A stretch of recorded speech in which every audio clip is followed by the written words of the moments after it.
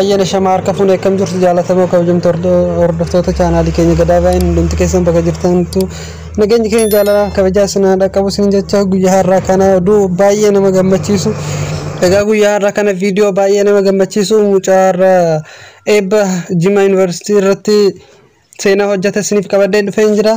Na waliin turtii gaarii isiniin jira. Warreen chaanaalii kanaaf haaraa taatan immoo chaanaalicha subscribe gochuudhaan nutti dabalamaadha. Nu waliin turtii gaarii.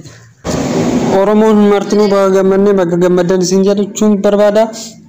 Mitisummoon maqaa chaanaalii keenya Gadaabayiniin qeerroo kanuun congratulations egaa qeerroon kun seenaa hojjeteera.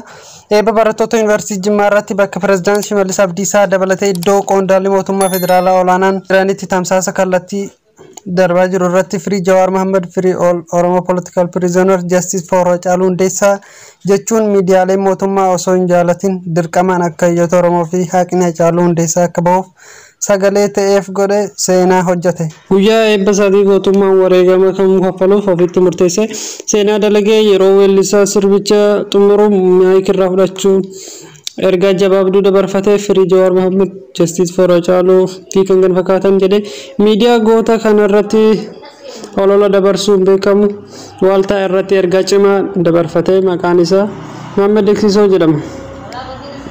Yeroo ammaa akka hidhameetu gabaasamaa jira. Nuti immoo amma qeerroo kanaaf Firii Mohammed Deksisoo jennee sagalee keenya dhageessisuun jedha. Egaa qophiin keenya irraa subata raawwata warreen chaanaalii kanaaf haaraa taatan immoo chaanaalicha subscribe gochuudhaan nutti dabalama.